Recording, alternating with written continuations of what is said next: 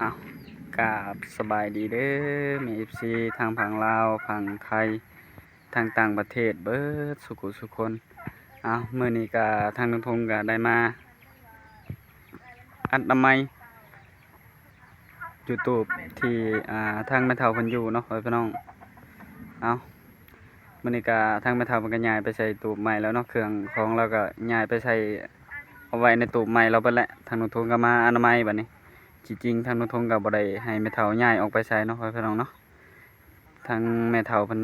เห็นคอมเมนต์มีคนอ่านให้เราฟังเนาะว่ามีเรือนใหม่อยู่แล้วเป็นหยังคือบ่ย้ายให้น้องทงอยู่แบบนี้นะแบบคอมเมนต์เพิ่นอันคอมเมนต์มาเนาะแต่แม่เฒ่ามันก็เลยย้ายออกไปบัดนี้แต่ทางนนทงน่ะบ่ได้เว้าหยังเนาะบ่ได้ให้แม่เฒ่าย้ายเรื่องของแม่ของน้องทงน่ะบ่ฮู้ว่าเพิ่นเป็นหยังอยู่ดีๆก็ว่าอยากมาย้ายอยู่นี่ที่จริงทางน้องทงเป็นผู้เจ้าของนี่ก็ยังบ่ได้เว้าอิหยังว่าสิให้แม่เฒ่าย้ายไปทางอื่นเนาะแล้วก็บ่ได้ให้เราไปทางเข้าไปอนามัยก่อนพ่อพี่น้องเอ้ยโดยทางน้องทงก็เพิ่งแก้พื้นมาพ่อพี่น้องเอ้ยก็เลยพากันมาอนามัยอยู่ในนี่โอ้ตอนนี้ก็อันนั้นมากเอาเบิดแล้วเนาะเอาสบายดีเด้อโอ้น้องติงโทยน้องลิน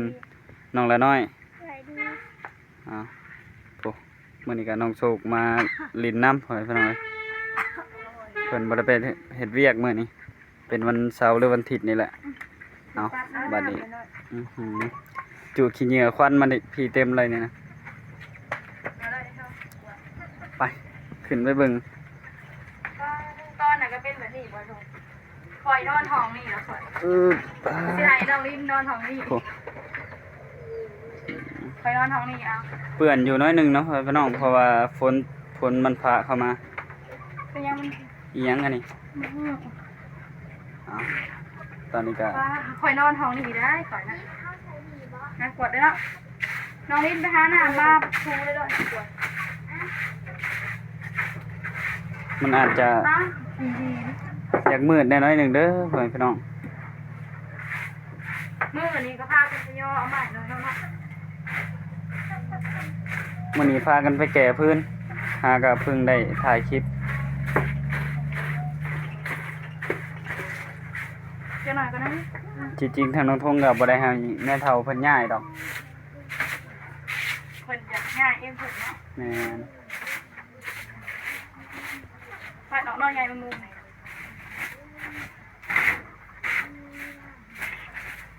มาทำความสะอาดเด้อเห็นหลายๆคอมเมนต์ว่าไปทำความสะอาดแน่ว่ะ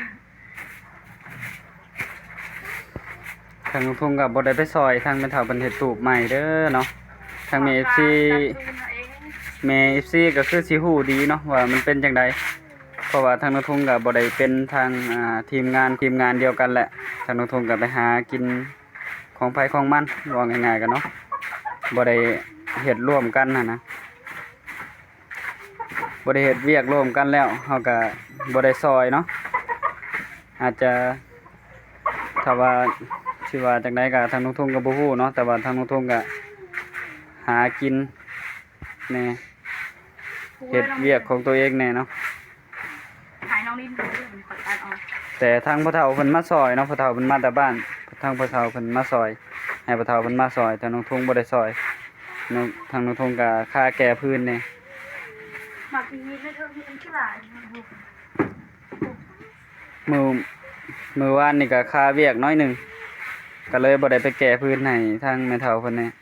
เพิ่นก็ให้แก้อยู่พื้นก็ได้แต่ทางน้องทงก็ค่าเวียกอยู่มันอยากมีปัญหาเนี่ยเนาะเรื่องอันแก้พื้นก็ได้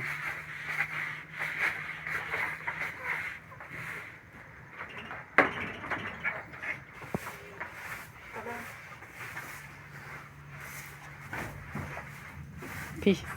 ปัดแถวมันเปื้อนพี่ก็ได้นี่น้องลินแล้วขอให้น้องลิ้น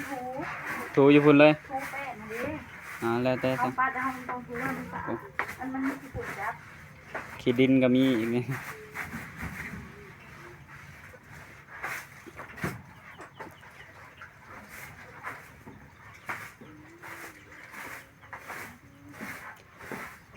ทางแม่น้องทงก็เว้าไปซื่อๆแหละที่จริงก็บ่ได้มาอยู่ซ้ำเอาไปเอามากันเนาะทางทงก็บ่ฮู้นำแม่ทางน้องทงคือกันจักเป็นอิหยังมาเว้าว่าอยากสิมาอยู่แต่ว่าบ่เห็นมาอยู่ที่จริงก็ทางน้องทงก็มีเหือมีแฮงอยู่แล้วเนาะเฮ็ดตูบเองก็ได้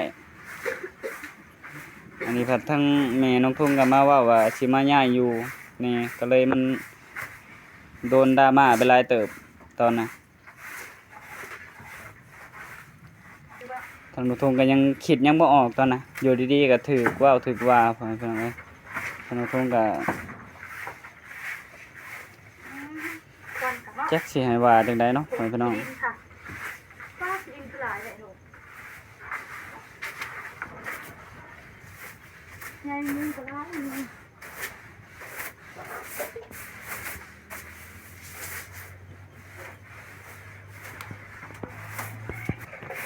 FC บางท่านอาจจะเข้าใจเนาะทางนุทงอาจจะบ่อธิบายหยังหลายเนาะพ่อแม่พี่น้องเดี๋ยวสิมีปัญหากันอีก เพิ่น มีแต่ปัดกวาดอนามัยไว้ก่อน เฮาคือสิมีภัยใต้บัดนี้ภัยก็บ่มีใต้เนาะอยู่บนตู้ไม้ค่ะอยู่ต่อกลางไอ้พวก บ่เป็นหยังดอกบ่มีหยังใต้ก็หาซื้อหาหยังเอานี่แหละ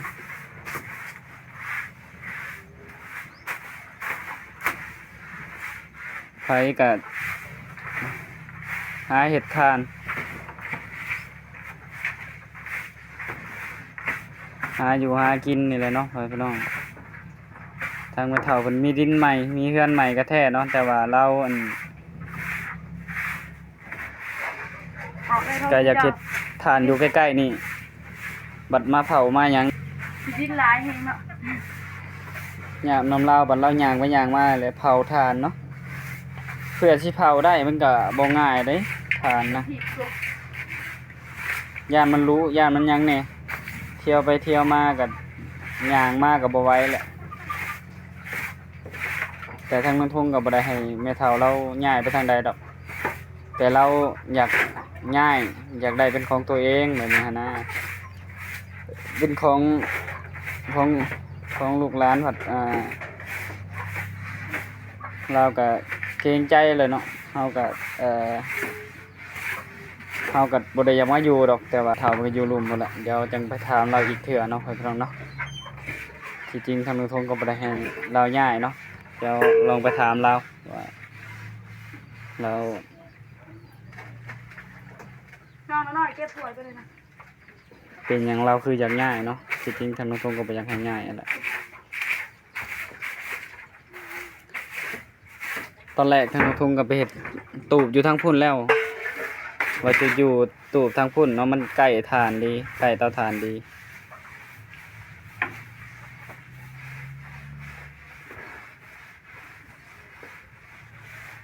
แล้วน้องลินทูไปเลย ไม่เท่าเราอยู่ก็ให้เราอยู่หั่นความหมาย เรียกน้อง แต่จริงๆทางน้องทงก็บ่ได้อันให้เราย้ายออกหรอกเนาะ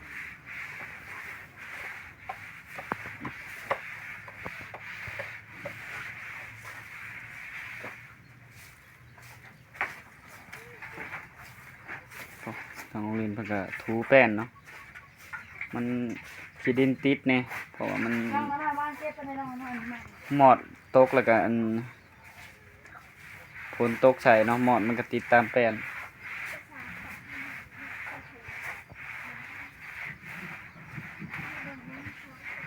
ทางนุพงก็เพิ่ง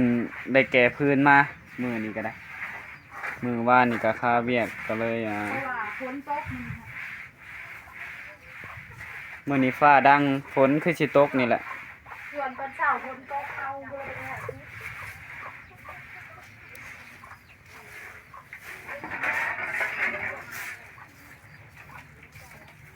แล้วน้อย เอาเดี๋ยวผมปาต้องสิแล้วเนาะพี่น้อง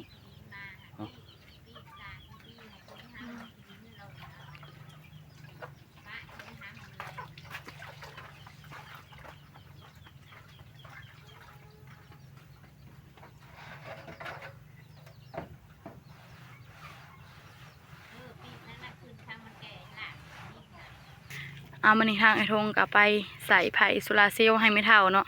เอามาจากตูบเก่าไอ้ทงพู้นแหละ ตันมัดแทน โศกเป็นคนคืน ปีหน้าไม่พุ่น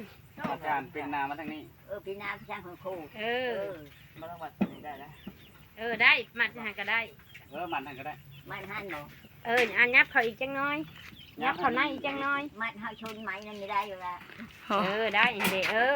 ชนไม้อย่างเงี้ยก็ได้อยู่แล้ว เด้แล้วอยากให้มัดใส่ตัวนี้เพราะมันอยู่ใกล้โพดมันมัดยาก ย่านมันย่านมัน ต้องมีคนคืนทางนี้แล้วปะโอ้ให้โศกเป็นคนหมัดเนาะไอ้ทงเป็นคนจับ FC คอมเมนต์ไล่ว่ะน้องโศกโตเป็นหนุ่มแล้วว่ะ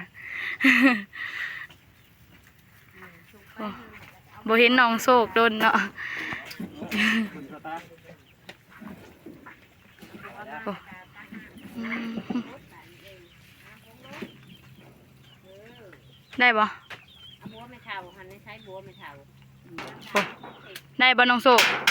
โอ้นั่งเลยนอนแล้วไม่ได้เป๊ะ อืม อื่นที่ก้อนที่ แม่ มัดเกี่ยวๆเลยมัดเกี่ยวๆไปใส่ ไอ้ทงกำลังหมัดเนาะ ตอนไทยมาก่อนนะ ดินให้มันแน่มันก็บ่ตีเท่าไหร่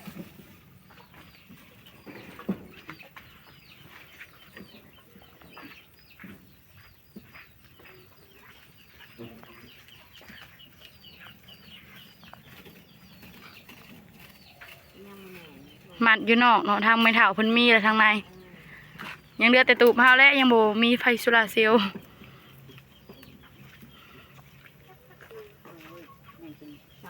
สอดหูอีกสอดหูมันไม่เห็นหู นอนนี่ก็บ่เฮ็ดอยู่เฮ็ดกินก็บ่เห็นหุงแล้วถ้าบ่มีไฟโซลาร์เซลล์แม่นเฮ็ดหยังก็ยากถ้าบ่มีหุงพู้ทางประบนเพิ่นนะสบายดีประบน สบายดี โอ้ มาบอกลูกบอกร้านนั่นหอยดอกไผ่ แม่นเห็นแม่ FC คอมเมนต์มาอยู่ว่ะถ่ายประบนให้เบิ่งแน่ว่ะ เป็นยังป่าก็ได้ โอ้ประบนเพิ่นก็เฮ็ดทานคือเก่าประบนก็ เก่าดีไม่แห้งอยู่ปลาบนก็ได้ อืม ปลาบนบนดีครึ่งหนึ่งบ่ดีครึ่งหนึ่งเนาะเจ็บท้องเจ็บกระเพาะรักใส่ไง ว่าโธ่ ไม่เท่าอย่างมือจะบนคือนี่มืออนอนนะคะ แต่ถามก่อนทำมันมีสั่ง จักว่าเป็นน้ำขวดฐาน การเรียนมัน กับบริษัท เฮ้ย มื้อนี้ขวดฐานบ่แม่เฒ่าอ้าวซะเฮาคือเห็นป้ายหน้าขวดซะ ได้วันไปมันได้แล้วได้แล้ว ขวดแล้วเบิดแล้ว แล้วไม่ได้ดิ ได้จักสอบรวมเบิดน่ะ ซึ่งไปปลูกที่ต้นไม้นั่นก็ได้ รวมเบิด20สอบ ตรงนี้นะ ปาน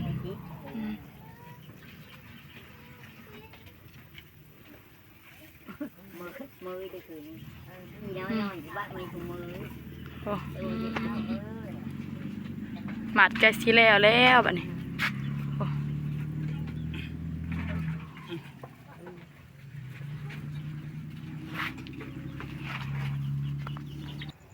เอาบัดนี้ทางทงก็มาหาแม่เฒ่าเนาะเอาเป็นจังไดแม่เฒ่าได้เฮือนใหม่ ได้ตูบใหม่ อ้าวสบายดีแม่เฒ่า มาดีไม่สู้งานก็อยู่ตู้ไม้นอนตู้เก่าก็อยู่หลายปีแล้วก็คือลูกหลานอยู่ลูกหลานก็มาเผาทานไม่เท่าก็ลูกหลานก็ไม่เท่าไม่เท่าไรมีแล้วไม่เท่าก็ยังง่ายนี้มันอยู่หึงแล้ว ที่จริงก็ ลูกหลานก็เผาทานลูกหลานก็ไม่เท่านี้แล้วไม่เท่าน่ะ อยากได้ตูบใหม่บ่หรือว่าจังได ได้จุไม้ไม่เท่าก็ อืม ได้เป็นของตัวเองไหม อยากได้เป็นของตัวเอง จะได้เป็นของตัวเอง เอาก็บ่เป็นหยังดอก แต่ทางเฮาก็บ่ได้ให้แม่เฒ่าออก แต่ว่าแม่เฒ่าอยากได้ แม่ อยากได้ตูบใหม่เนาะ คือไม้มันก็เยอะฮักเลยเด้เยอะฮักเลยละ เอาบ่เป็นหยังแม่เฒ่าเอ้ยเฮาก็บ่ว่าดอกกันได้ตูบใหม่ก็ดีคือกัน ไปหาเจลูกเจหลานนั่นหลานก็ไม่ได้ลูกออกดอกไม่เท่าเยอะออกอยู่อยู่เลยก็อะไรทีอะไรเยอะหลานก็มาให้ท่านเนื้อหลานอยู่เขาก็มีหมดอยู่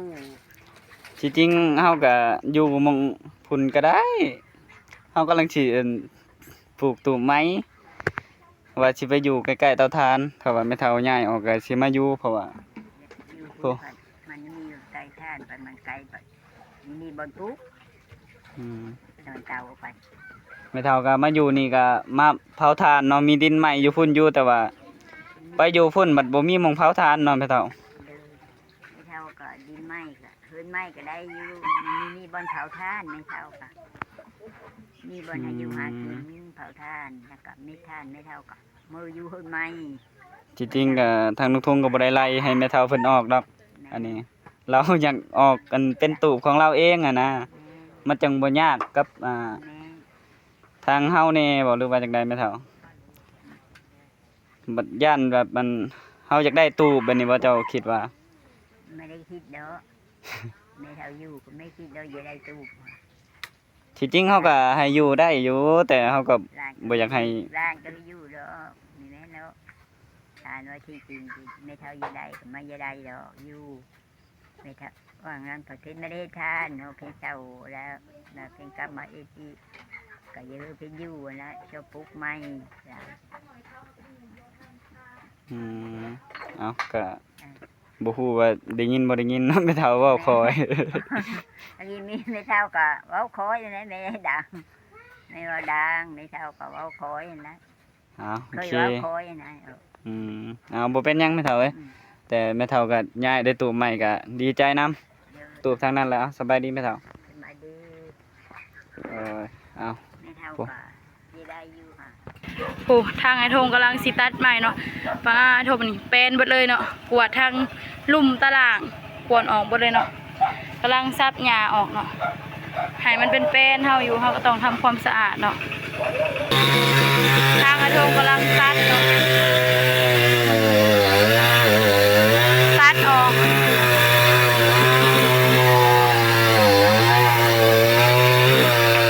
มันสิล่มทางใดเด้เนาะพิมพ์มา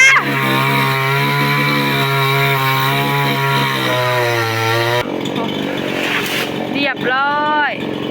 ไอ้ทงตัดไปเห็ดพื้นเลย